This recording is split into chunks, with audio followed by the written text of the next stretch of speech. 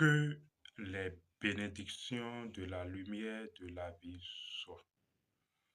Ici, Abish Adjiboye. C'est notre première communication de cette nouvelle année, de cette année 2025. Je vous dis déjà heureuse année. Il est de tradition qu'on se présente les vœux. Voici pour nous notre façon de vous choisir, de vous présenter nos vœux. Il s'agit de cette communication. Cette communication rentre donc dans le cadre des vœux que nous vous choisissons. Cette communication donc veut a pour titre le silencieux. L'écoute du silence. Secret et vérité des faits. Je vous dis une fois encore, seule la lumière pourrait. Commençons tout de suite. Il est d'habitude d'entendre, d'écouter le silence. Il est d'habitude que les gens se recommandent d'écouter le silence. Les maîtres, les enseignants, les instructeurs recommandent d'écouter le silence. Bien. Que faut-il comprendre par là? Que faut-il saisir par ce fait dans ces recommandations d'écoute du silence? Comment comprendre ou quand dit-on que quelqu'un est silencieux? Pour parler de silence de façon accessible pour chacun de nous, nous allons parler d'abord du bruit, où nous allons procéder par une compréhension de ce que c'est que le bruit. De façon manifeste, physique, quand vous êtes dans un environnement et vous émettez des sons contraires à l'ordre de l'environnement ou à l'objectif des gens qui sont dans l'environnement, vous faites du bruit, n'est-ce pas? Prenons l'exemple d'un lieu, d'un cadre de service où les gens sont à une réunion de travail et vous commencez par jouer du tam-tam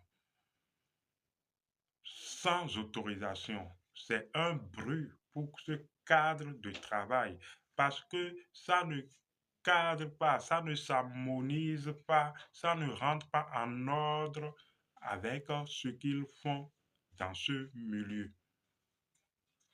Donc, quand vous faites des gestes ou que vous produisez des sons qui ne rentrent pas en adéquation avec votre environnement, cela constitue un bruit. C'est de façon simple expliquer ce que c'est que le bruit. Parce que le bruit de réjouissance ou les sons, devrais-je dire, donc, les manifestations de réjouissance de certains peuvent constituer un bruit pour d'autres personnes. C'est une vue physique manifeste de la chose. Mais même si on l'appréhende de cette façon, comment sera-t-on compte que on fait du bruit si je me mets là tout de suite à crier? Comment ai-je le retour que je fais du bruit? Comment sais-je alors que je fais du bruit? Vous pourriez dire que, en fait, j'entends ce que j'émets comme bruit. L'entendement n'est lié, n'est pas seulement lié à l'audition physique. Le fait que j'entends résulte d'un acte de retour, d'entendement. Vous voyez, il y a un retour de l'information que j'émets. C'est dans l'acte de retour qu'il faut alors aller comprendre et saisir la notion du bruit. Si nous nous présentons alors devant l'univers, quand nous nous positionnons dans un environnement et que nous émettons un cri, une sonorité, il y a comme un écho qui nous revient de cette sonorité, de ce bruit. C'est le retour. Même si nous n'entendons pas de façon physique, auditive, il y a quand même un retour. Tout ce que nous émettons dans l'univers nous est forcément retourné. Dans ce retour, nous apprécions ce que nous émettons.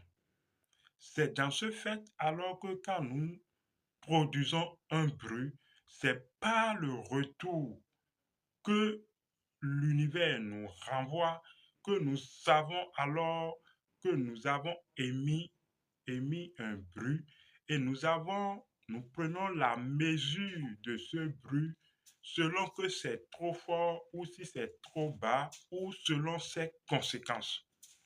De toute façon, le retour des actes que nous émettons constitue un bruit. Ça, c'est clair. Alors, il y a comme un écho. L'écho des choses est un bruit. L'écho en tant que retour de nos actes alors, constitue alors, disais-je, un bruit. Si vous n'appréhendez pas ce fait que l'écho constitue un bruit, nous pouvons partir depuis le corps mental, depuis la dimension mentale et expliquer ce fait. Quand nous prenons les pensées demeurent et constituent un écho du mental. Donc, les pensées que nous appréhendons constituent un écho. On pourrait dire la voix du mental, mais c'est en fait un écho qu'émet le corps mental. Quand vous prenez les émotions qui nous parcourent, que nous ressentons, constituent des échos de notre corps astral, de notre dimension astrale. Vous voyez, ce corps physique que nous avons alors est un écho de notre vitalité, de notre dimension énergétique de vitalité. Donc ce corps physique n'est qu'un écho. Les émotions représentent des échos, donc des retours de notre corps astral dans sa dimension. Les pensées constituent, comme nous l'expliquons, des échos, donc des bruits mentaux. Les pensées sont des bruits du corps mental. Les émotions, quoi qu'on dise, sont des bruits du corps mental. Vous êtes en train de comprendre par là que quelqu'un peut être verbalement silencieux, et c'est ce que nous avons toujours expliqué, que quelqu'un peut être verbalement silencieux en parole, voilà, quelqu'un peut garder le silence de parole et pourtant rempli de bruit, en ce sens que les pensées constituent des bruits, donc des échos du corps mental, les émotions constituent des échos, donc des bruits du corps astral, et le corps physique n'est qu'un écho de la vitalité.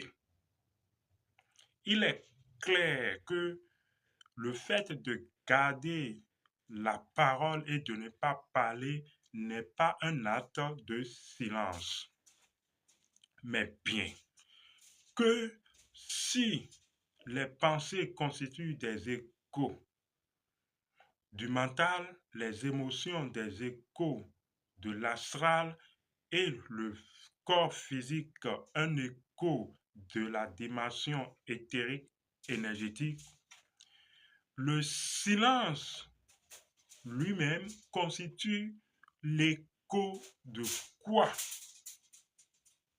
L'écho de quoi représente alors le silence? C'est la question.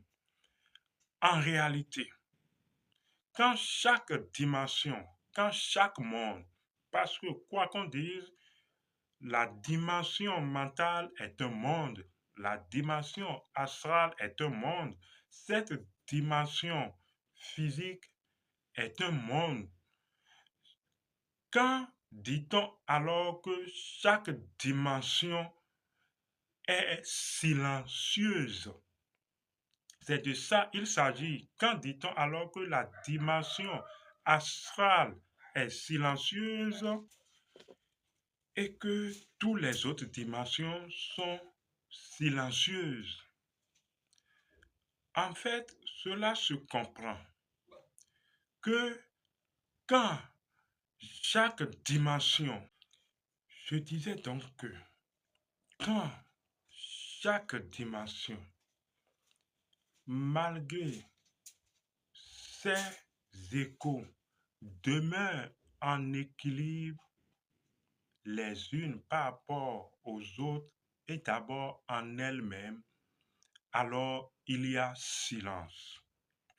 Ce qui signifie que le silence en lui-même n'est qu'un écho de l'équilibre. Ce qui dégage le silence, c'est l'équilibre. Et de tout temps, les maîtres ont toujours parlé de l'équilibre des mondes.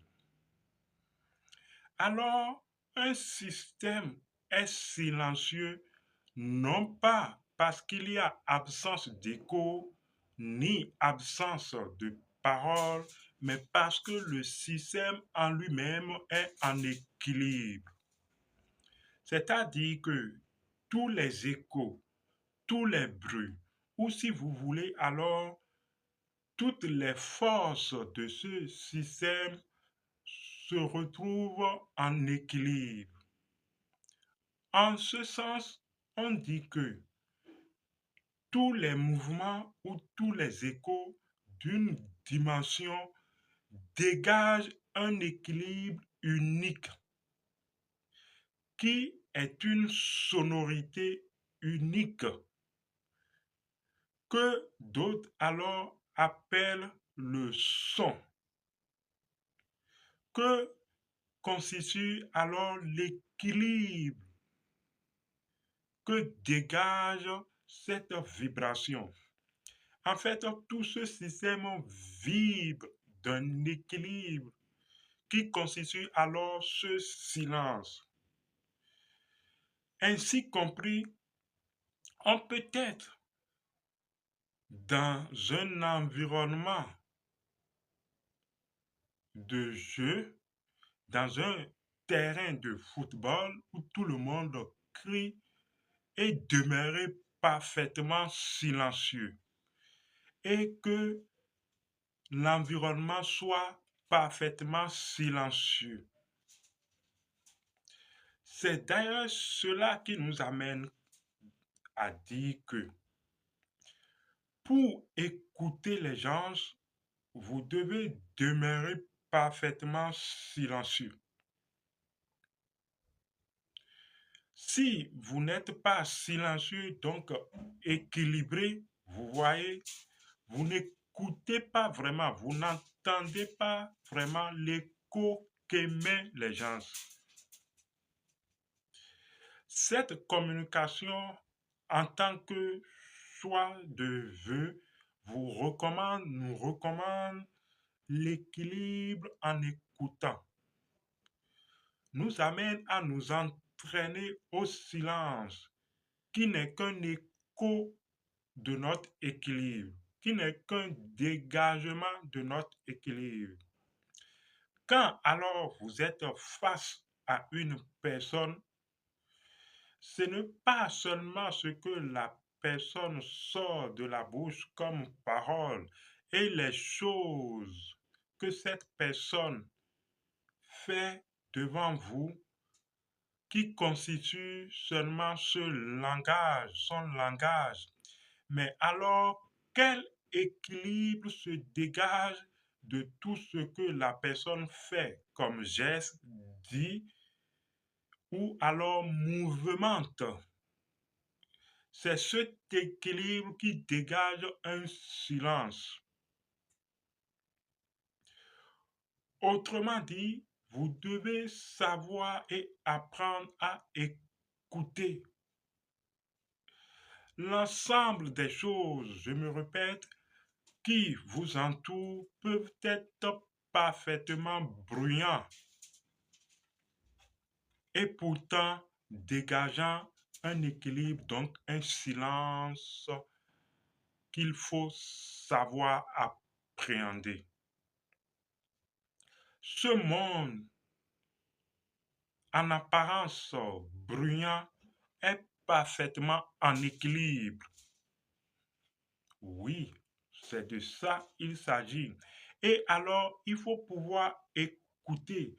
Quand on dit alors écouter le silence, il s'agit alors de retrouver cet équilibre que tout cet ensemble dégage et que chaque élément de cet ensemble, de ce système, participe à l'équilibre, donc au silence.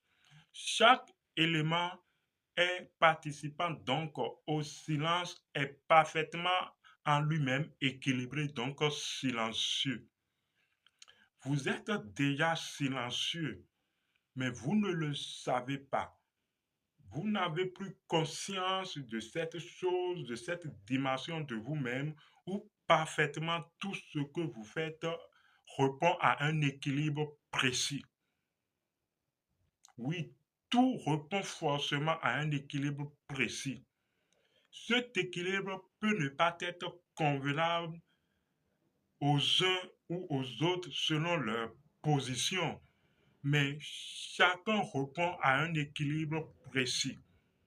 Et tout ce que nous faisons induit un équilibre forcément. Les maîtres, les enseignants, les instructeurs sont des êtres alors parfaitement silencieux. Parce que quand vous écoutez un maître, un instructeur, un enseignant, vous semblez dans l'équilibre appréhender les choses lumineuses qu'il dit. Mais dès que la formation ou la communication cesse, il vous est souvent difficile, en fait, de redérouler pour vous-même la profondeur dans laquelle le maître ou l'enseignant disait ces choses. C'est parce que, en fait, vous n'avez pas encore ce niveau d'équilibre, donc ce silence pour lire l'équilibre qui se dégageait des choses. Et il faut alors écouter, écouter, écouter encore pour pouvoir pénétrer ce silence, donc cet équilibre duquel le maître ou l'enseignant émettait ses avis ou ses connaissances. Tout est une question d'équilibre, donc de silence. Vous voyez maintenant que à présent, quand on vous dit soyez silencieux, écoutez le silence des choses, il s'agit d'écouter cet équilibre unique issu de tous les bruits, cet écho. En fait, écoutez alors Dieu et entendre Dieu parler. Il s'agit alors d'écouter cet écho de silence, quel équilibre qui se dégage du mécanisme même divin, de la dynamique aussi. Vous voyez que écouter Dieu maintenant prend tout un sens dans l'écho des choses. Tout est équilibre, tout est silence. Vous devez maintenant, de façon silencieuse, communier et communiquer avec ces choses. En ce moment même où je fais et je déroule cette communication qui répond à un équilibre donné, je suis parfaitement silencieux. Vous comprenez, n'est-ce pas? Pour finir, voici un bon moment que nous échangeons avec vous des années, la sagesse des maîtres. Je parle du silence et de l'écoute du silence pour le fait que nous avons écrit un livre intitulé